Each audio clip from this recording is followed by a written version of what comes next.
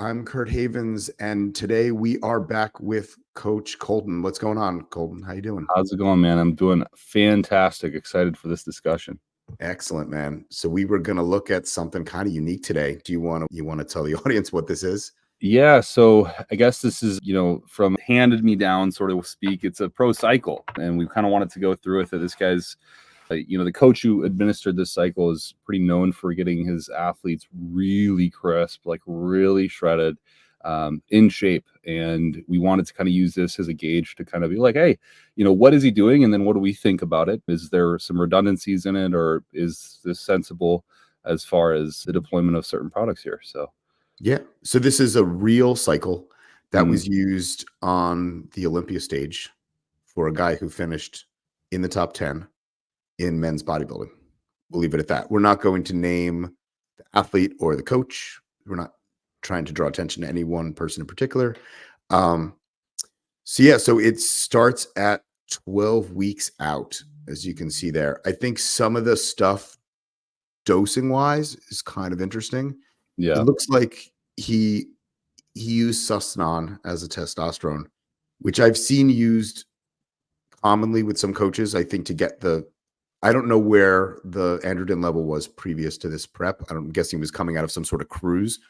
I'm guessing it was because of the propionate to get the test level up fast, but he has it here 2 days on and 1 day off, which is a little odd. Yeah, I thought that was very, why not just go to every other day, essentially? You'd be getting essentially the same dosing pattern. It's total accumulated dose would be almost the same. And then I do like the every other day myself. I think that this is where a lot of guys go wrong with Sustanon is they follow what Oregon had as a dosing guide, and they'll use it like randomly thinking that it's going to last. The problem is you get all those short esters drop out. But I don't, like you said, 2 days in a row, I'm not really sure what the benefit there is. Right. It's kind of odd. Like you would, so let's just say you have a week, right? And you're doing about roughly, you could say an individual would be doing about 5 injections a week. If you did every other day, you would essentially be accomplishing close to that. So, or you could just balance it out by increasing the total dose if you didn't. So let's say, those 5 injections or 6 injections, depending on two on, 2 off, which days you're in rotation, you could just make the dose up if you're getting a lower dose from using every other day, just by adding, 20, 30 milligrams, whatever. And I think it would be probably easier to remember too. I feel like 2 days on, 1 day off is just kind of like random. I don't know. Yeah.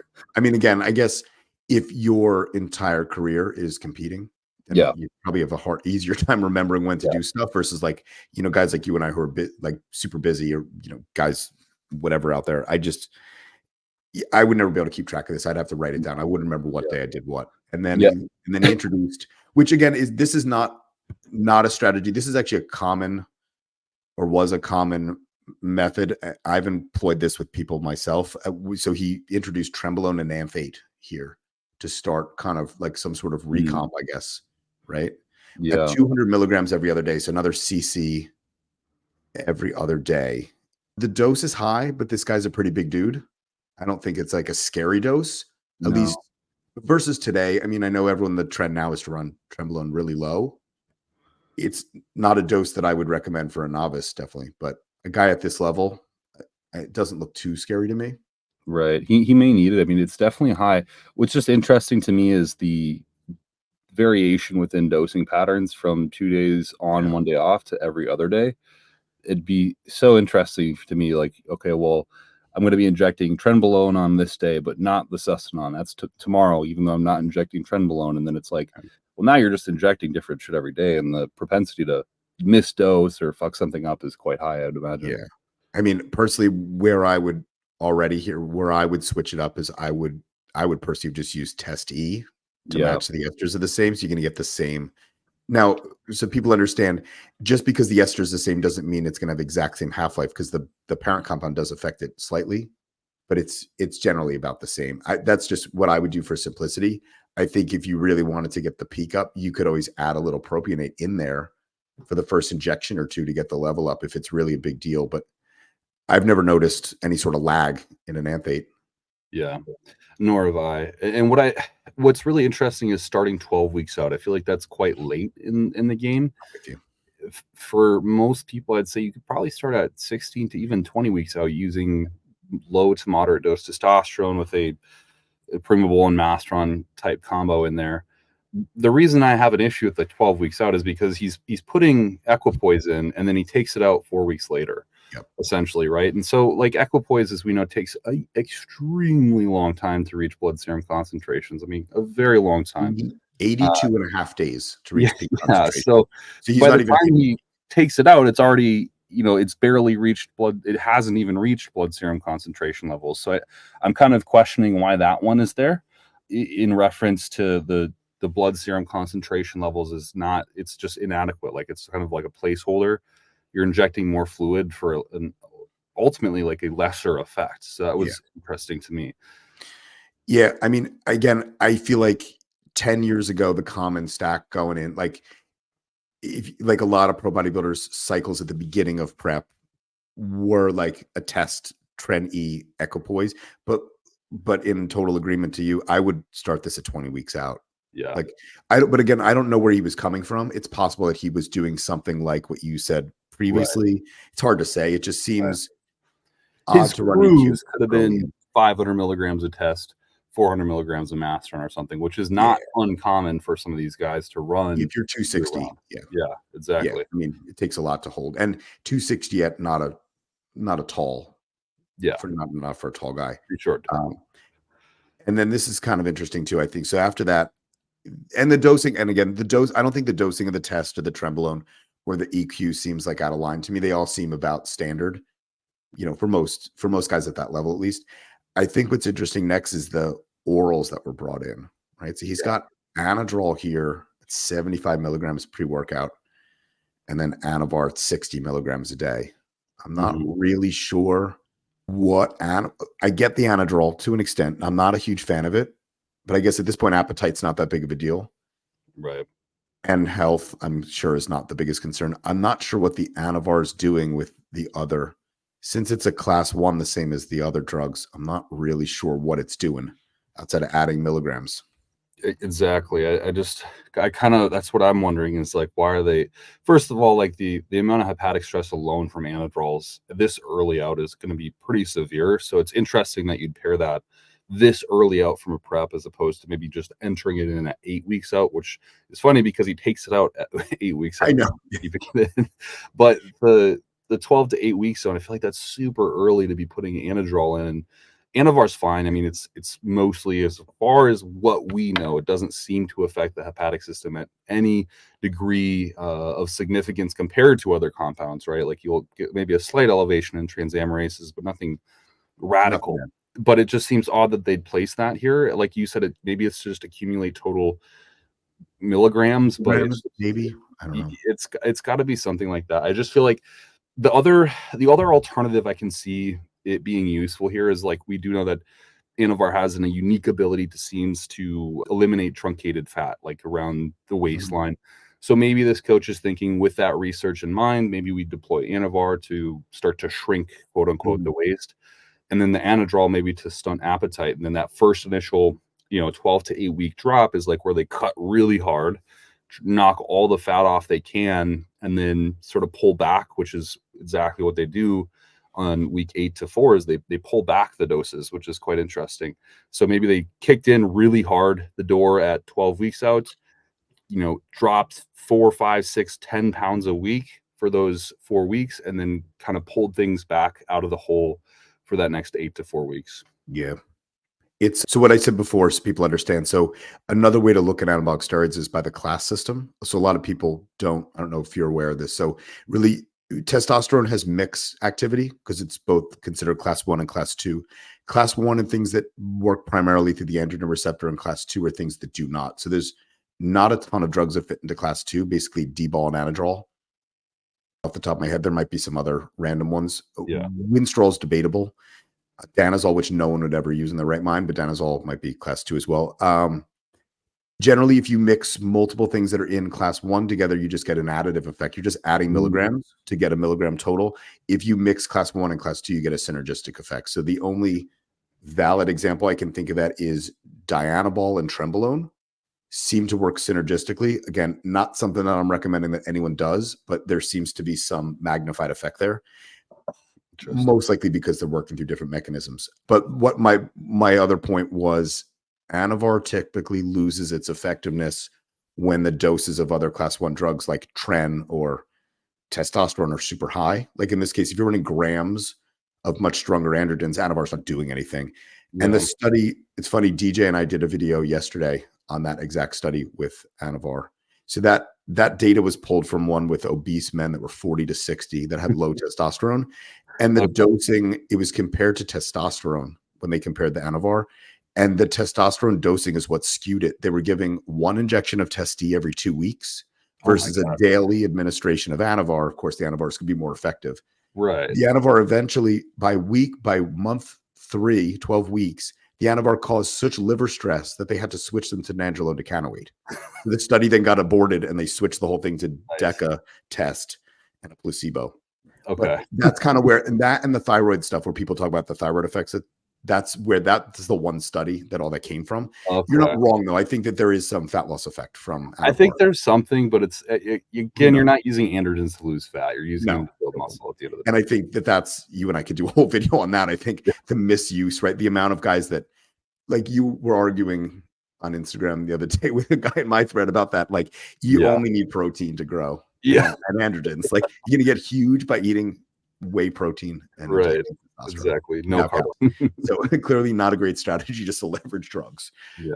And then where I think this cycle kind of takes a turn for, again, this coach knows what he's doing. I'm not judging anyone, but I think the use of the AIs is a little extreme. And I'm not against AIs. I think in the right place, the right person, right time, there's definitely a use for things like Arimidex. He has this guy using 1 milligram of Arimidex every day, which is a little much in relation to the androgens used. And then he has 1.25 milligrams of letrozole used every day concurrently. That is insane. That seems like insane a mess to me. But again, this guy is a better bodybuilder than I've ever been, ever will be. And this coach does know what he's doing. He produces results. So yeah, it's just not something I would come to mind firsthand to do to someone. But would you like to go through weeks 8 to 4 on this? Yeah. So now it's interesting because now he's actually lowered the total dose of testosterone, switched it to an enanthate ester. So I'd imagine that, like you said, the sustanon was applied to maybe get a momentary boost in serum levels of testosterone so that they can kind of jumpstart or kick the door down with the prep, which I have mixed, like, why not just start earlier? But the testosterone and enanthate at 200 milligrams every other day, I think that's actually, to be honest, for this individual, I think it might be kind of a lower dose of testosterone. I would say that. Yeah, it seems kind of low. And then the primobolan is at only 100 milligrams every day, which people hear only, they're like, what the heck? But you're talking about guys that run multiple grams of gear. And if you're running 100 milligrams of primobolan with 150 milligrams of trenbolone every other day, I would argue you could maybe lower the trenbolone, increase the primobolan, and get a comparable effect. But the interesting thing is he's combining primobolan and mastron, same dose, same administration frequency, which I think is, you call it what you will, but I think it's just beating the bird with too many stones. It's just like, how effective is that really going to be? Why not just double dose primobolan, for instance, or double dose mastron, for instance? And then he switches the orals completely, which I think is, again, kind of perplexing, but he goes to proviron, a mega dose of proviron at 25 milligrams 3 times a day, and then Winstrol now at 3 times a day, whereas before it was just 1 dose of orals during 1 moment of the day. Now it's multiple times a day, it's spread throughout the day, which I find really, really interesting. And then the AIs, I would imagine when he says 2.5 milligrams, I think he's talking letrozole. So he just didn't write letrozole. They double the dose of letrozole, but space it out more. Right, which is so odd. Yeah, it's very perplexing. The timing is just kind of interesting to me. But what are your thoughts? Well, I agree with, so all of it I agree with. The Testi seems low for a guy that big, right? Mm-hmm. Like, that's a dose that like I would run and not. Yeah, I mean, that's, it's not, that's like a nothing. outside of a very beginner. The primo, I mean, again, that's the dose like It's a pretty average dose. yeah, it's pretty average. I mean, 700 milligrams of primo is pretty standard stuff if you tolerate Mhm. primo well. The Tren Ace is confusing to me, so I would personally I would rather than run 150 every other day, I'd run 75 a day. Yeah. I feel like you get it metabolizes really quickly, and I think that you're going to get weird peaks. There's also, at least in my reading, it looks like anything over 100 milligrams in one dose is more central nervous system than anything else. I just feel like you're doing a lot to your brain here with that. Yeah. But I would always prefer daily smaller doses of it then, or daily up to 100 milligrams on the top end. But 150 in one shot seems like a lot. I'm guessing it's master on propionate if he's doing every Yeah. day with it, So which makes sense, I guess. Again, a lot of DHT going on here. I tons. This is 8 weeks.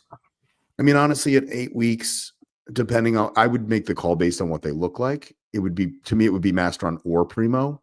Mhm. If they needed to hold more size, I'd probably go Primo. Yeah. If they were heavier and wetter, I'd probably go Masteron. I think it's a little overkill. I know that Dr. Todd likes to mix the two, so it's a personal preference. I personally Mhm. wouldn't. I think it's too much Yeah. DHT. I again, I'm not really sure what Proviron, and this is like my field of study. I can't honestly say what Proviron does really Yeah. effectively. I think it's kind of just you're taking up milligrams of stuff that basically get destroyed.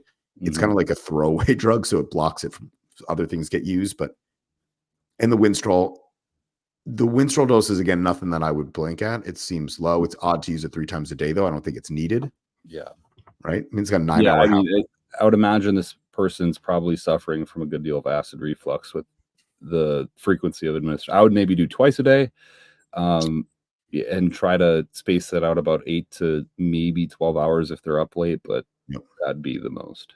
With that half, it just seems odd to me, unless he's trying to keep the level in the blood slightly lower and more stable. But again, with Winstrol, I'm not even sure that that's advantageous. There's no Yeah, data there, so right. What's interesting to me, this part of the cycle gets a bit concerning because now you have, a pretty significant dose of trenbolone and then a massive amount of DHTs, which are already going to be suppressing estrogen pretty potently. And then you up the AI doses again by another double dose. So you're having virtually no, I guarantee you this individual has zero estradiol. I mean, they might have like a couple yeah, grams, but it's what concerns me is you're using a highly neural toxic compound such as trembolone. I mean, any androgen at this dose is going to be some degree neural toxic, but then concurrently, just completely throwing away estrogen whilst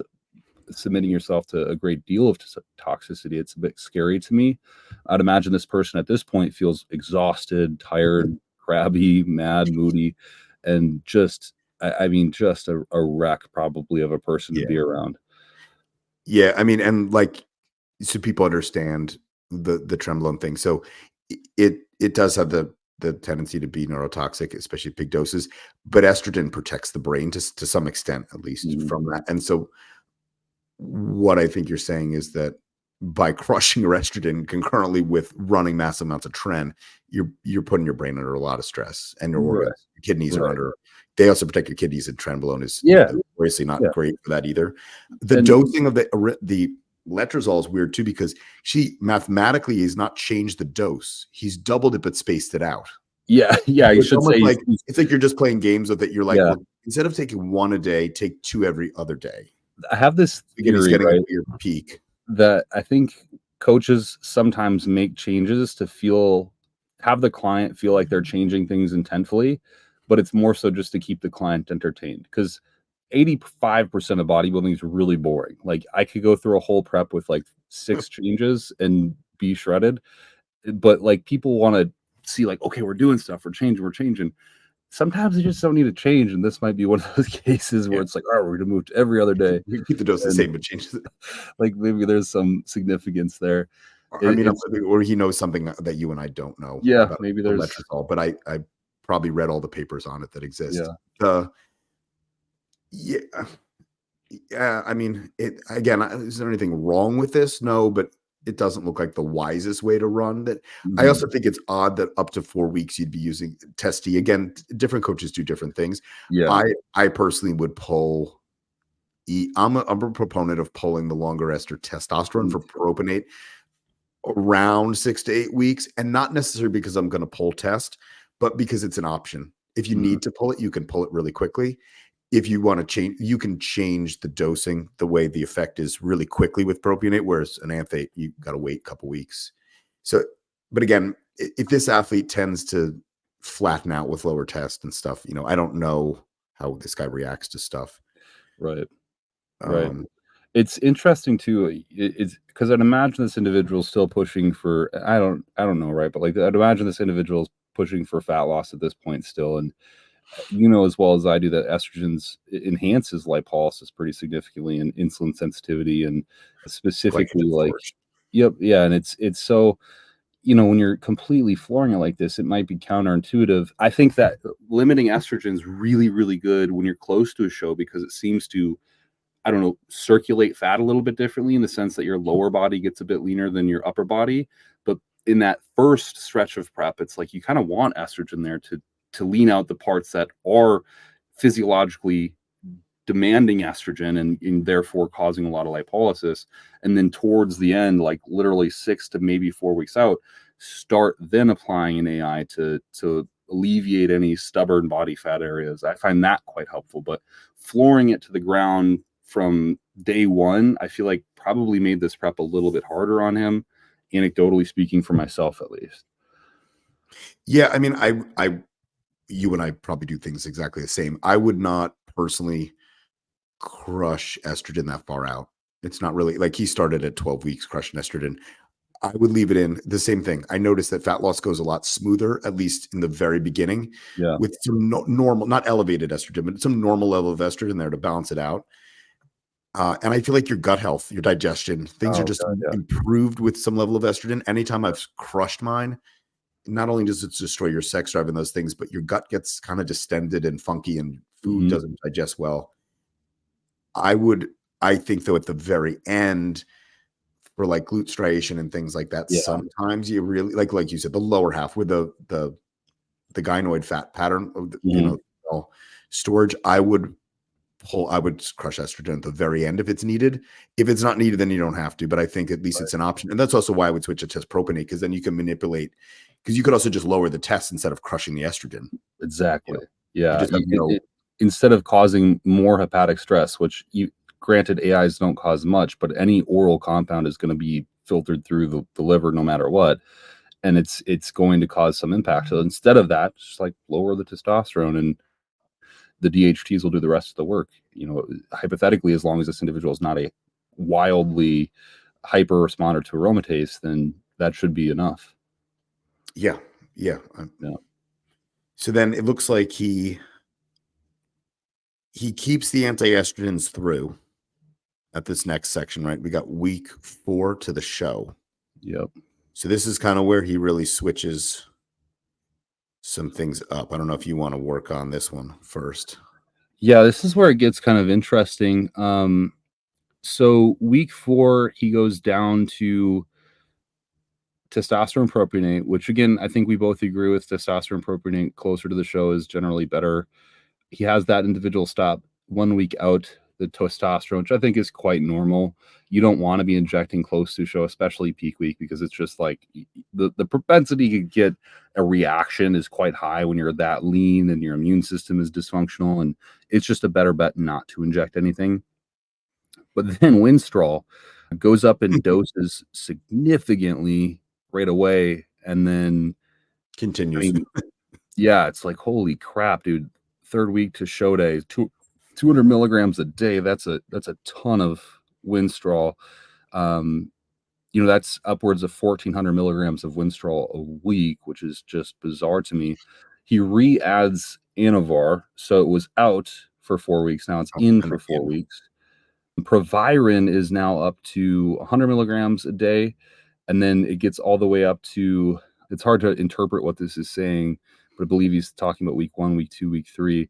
It basically keeps going up as the show gets closer, I'd imagine. And then he adds in halo test at a stable dose of 40 milligrams a day, which is, a pretty significant dose as well. What's interesting too to me is that this whole time he's only using 200 milligrams of caffeine, 10 milligrams of yohimbine, 75 milligrams, or I suppose micrograms of T4, with 3 to 4 IUs of GH. I mean, that's like nothing, Odd. Very odd. Yeah, you're basically using your whole prep for androgens, and I think you could leverage a lot better results by using a little bit more peptides there and applying a bit more ancillaries, even if it is a load at like 20 we talked to Roman and he's very open about this. He took 20 micrograms 2 times a day, so 40 micrograms total for his prep 8 weeks out to the show, and that guy was lean as hell, but he's not doing like this many assortments of androgens. It's high doses for sure, but he's using like 3 things as opposed to assortment of different things. I mean, this would be an expensive cycle too, because you're having to buy different things, get rid of different things, buy other different things, and it's like, Jesus, dude. At the end of this, he's probably spent close to $2,000 easily. Yeah, and Roman, we were talking about Roman. Roman also doesn't use orals. He's unique in that. That's rare, but Roman, I think, does it from a healthier point of view. His total milligram use is probably equal or greater than this, but he's not pushing.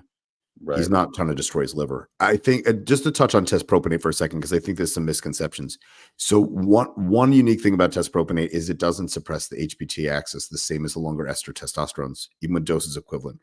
That being said, all the other kinetics are very similar, and it's not that it holds less water. Guys will be like, oh, propionate holds less water. Yeah. It doesn't hold less water. What's happening is typically the dose goes down when you switch to it, right? So like you would typically have a guy running, just like here, running 200 milligrams. So he's running a gram of test, and now he goes to 350 milligrams of test. You're going to hold water's exponential with the androgen, with the aromatization. So he's just automatically going to drop water by lowering the test dose. As you would see if he stayed with test, if he went from 1,000 test D, regardless of the dosing schedule, to 300 test D, he would hold less water too. It would be exactly the same. So I think there's some confusion there. Like I said previously, I think the biggest benefit to test propionate is the ability to control the dose very, very acutely and be able to pull it out if you need to really fast. Yeah, that's outside of that. I think the only benefit to it. There does seem to be this unique effect where it might hold less retention, but we just hear that more than we see it. So I don't think there's actually like any founded stuff there. I think it's more like you said, acute. Like if an individual needs a 100 milligram titration, we can put it in that same week. We'll see the result of that 100 milligram titration, as opposed to having to wait, 2 to 3 weeks to see somewhat of an effect from the dose titration. And when you're 4 weeks out, you really don't have time to make those changes. So, right. You need to have shorter esters in to just get it done quick. Yeah. I'm honestly, seeing the Winstrol at the dose it's at, I mean, that is crazy high. And it's granted it's only for, 4 weeks. Yeah. But that's insane to me. That is something this coach is known for. Yeah. So, I mean, that's just one of the trademarks here. It might contribute to that grainy look. I'm guessing it does. I'm sure. Not something I would ever recommend anyone do at that dose. I'm sure it works. I would just I would love to see a liver ultrasound on this individual and see if there's any steatosis or anything, because it would be a really interesting experiment. But I've never actually seen someone use that high of a dose of Winstrol personally. So that's pretty. It's significant, intense, yeah. With halo testing, with Anavar, with Proviron, with AIs, it's kind of a lot for sure. Yeah, I mean, Proviron shouldn't, in theory, provide any liver stress, right? But again, it's still, I mean, everything multivitamins can cause. Yes, everything provides some level of liver stress. I just think, at that level, like it's almost like, what's the halo doing then? Yeah. And 40 and so people that have never used halo testing, 40 milligrams a day is a lot of halo. That is the equivalent of you're sleeping in your car. Yeah, your significant other is not letting you in the house. It is. There might be the rare individual out there that does okay on halo. Halo is true. It's you're like borderline getting a felony Yeah, It's anything that you've ever thought that you shouldn't think will come out. It does its job. It'll harden the crap out of someone. It'll make you really strong. It makes your strength go up really fast, dramatically. Its psychological effects are not for the weak.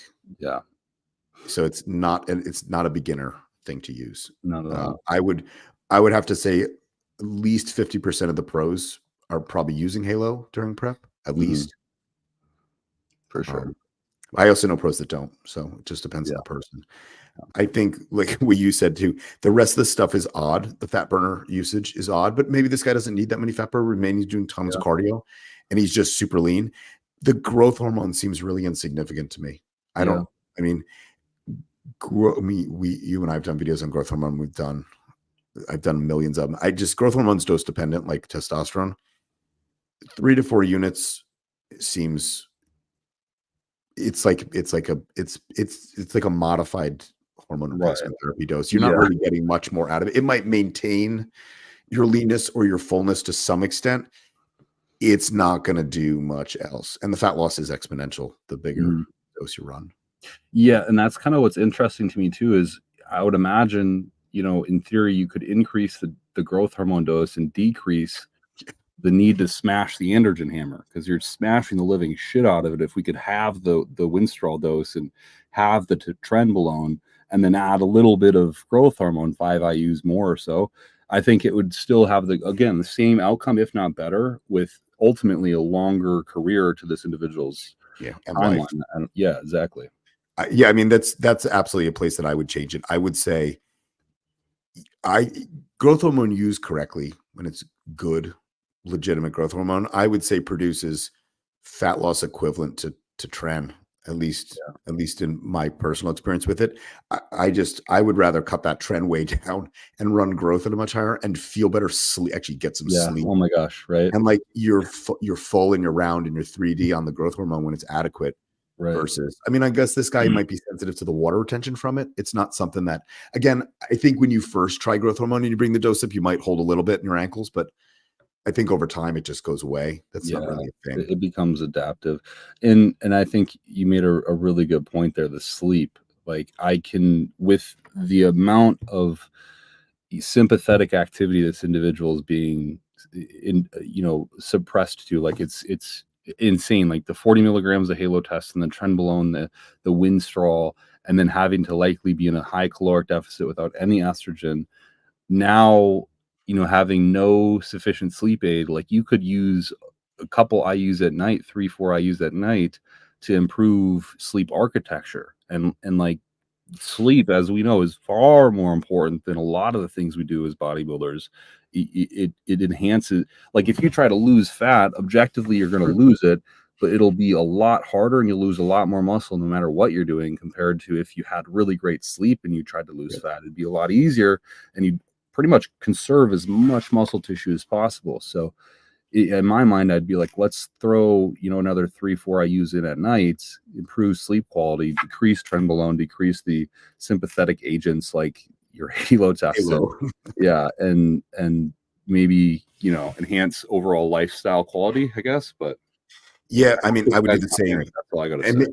maybe it just comes with age or just doing this for a long time. I just feel like I would much rather hit the metrics or those vectors equally, the growth hormone and the androgen load, and just get more health out of it. Because what tends to happen, like you said, with sleep, right? The fat loss occurs when you're sleeping. If you're taking all these androgens, your sleep goes down the toilet. Yes, you'll lose some fat, but you'd lose more if you got better sleep and longer sleep. So then you have to take more androgens and cut your food even more to get more fat loss, which makes your sleep even worse. Mhm. And it's just this vicious cycle. And then I don't know. A lot of times guys will come in wet because then there's a stress response. Like you just don't look well, right? You can see it in their face that they're just beat up, Yep.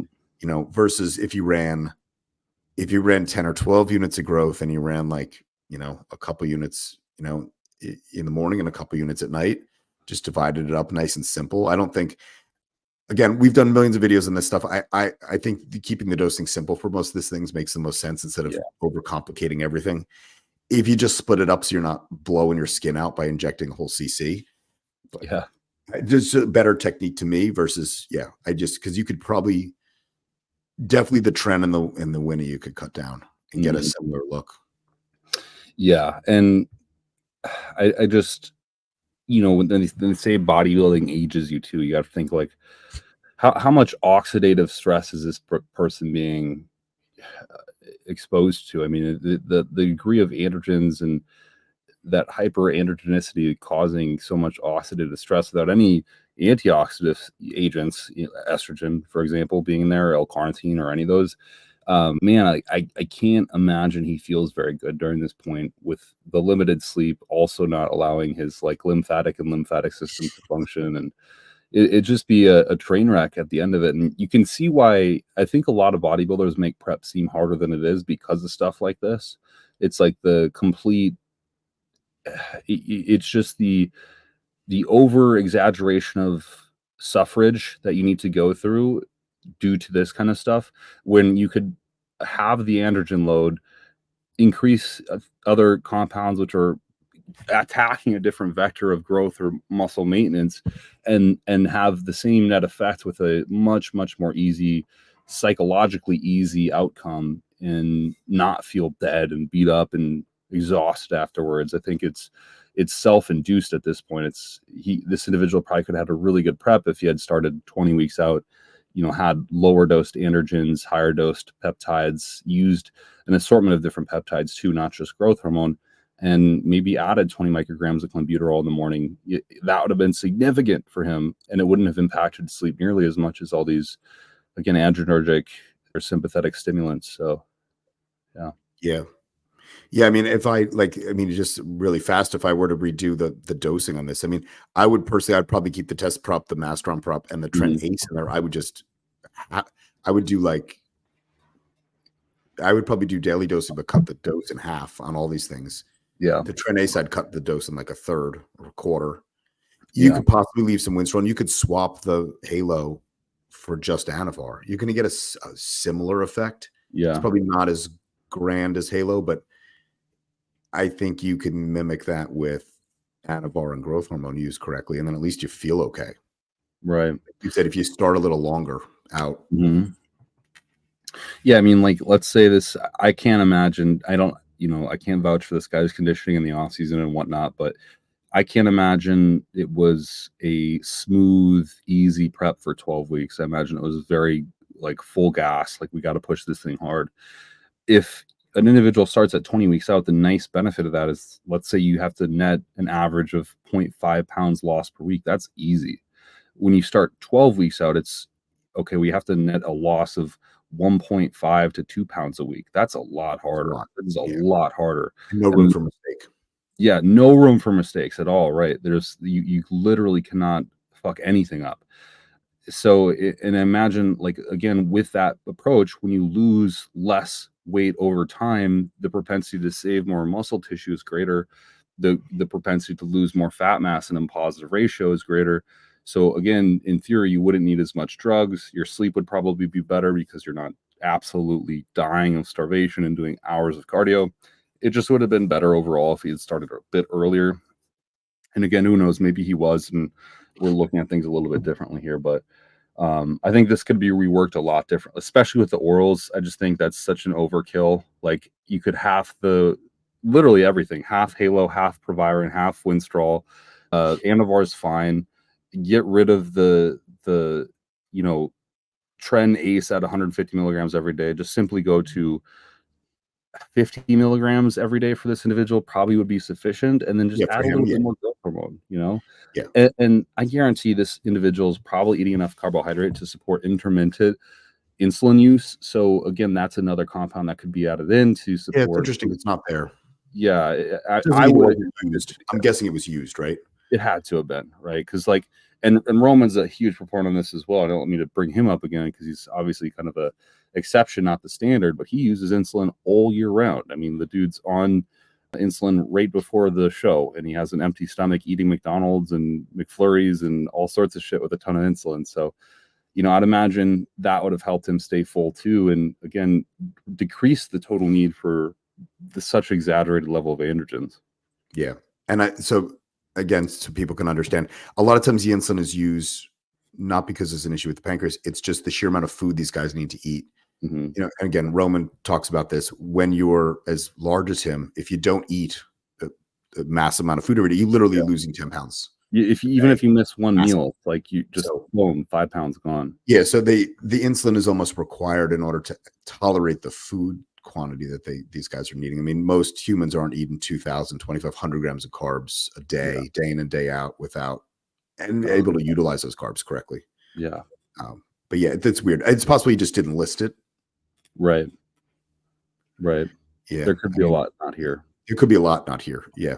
Right. You know, and then like the diuretic the day before the show. I mean, that's pretty standard diazide, Yeah, you know, whatever. That is benign. Usually you see a quarter to half a diazide being used about the day before the show. I usually put it in around if needed, which rarely I do need it for most people, because I find that if you can get them looking good enough a week out, I think it probably just wrecks it for the most part. But usually I'd throw that in around like 4 p.m. to 6 p.m. that day before the show, so that overnight they have a lot of nocturesis happen and basically get dry when they wake up. Hopefully, that's always the goal. But yeah.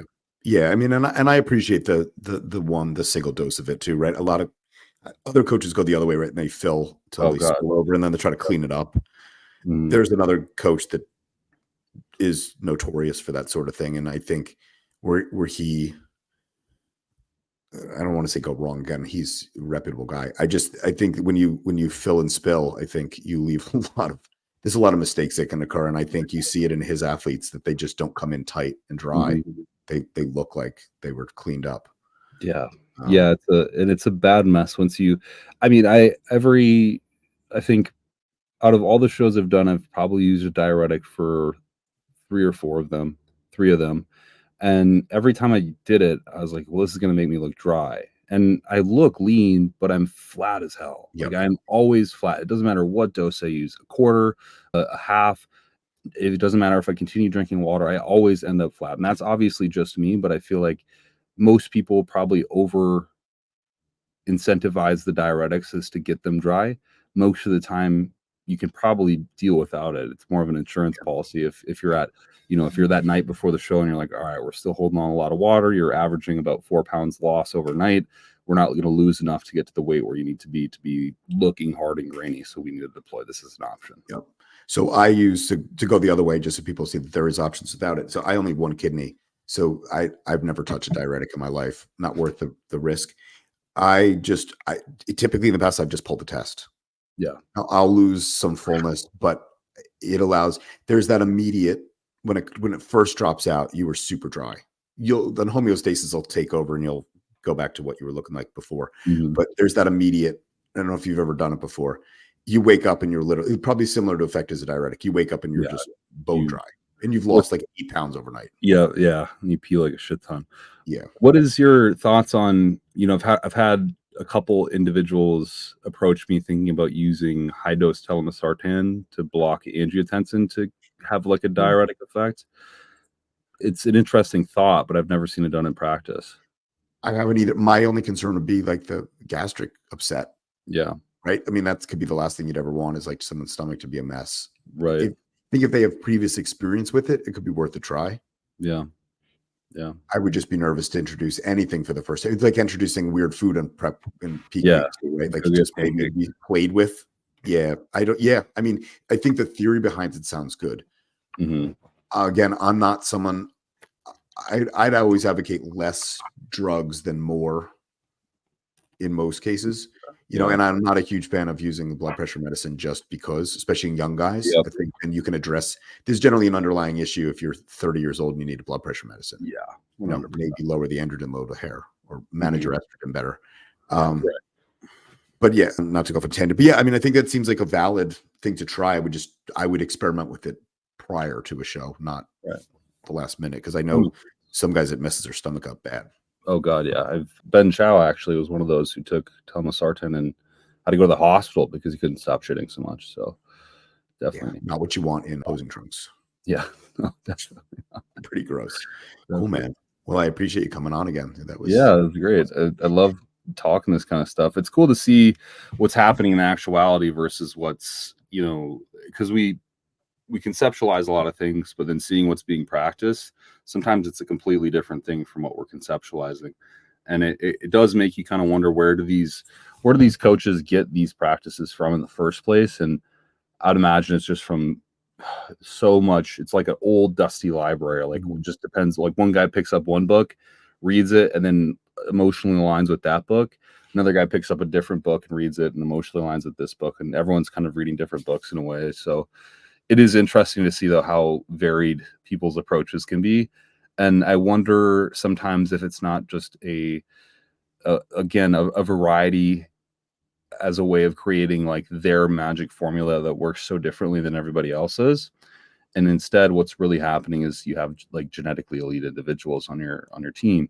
And it's just, yeah, it's kind of fascinating where they came up with those postulations and why they have implemented them for so long. So, and some of it might get passed on too, right? So like you're talking about the differences where they come from, like where you and I might approach something differently, but also the similarities, right? Like you and I probably learn from similar places, or, you know, or you arrive at the same conclusion because certain things work and certain things definitely don't work. Yeah.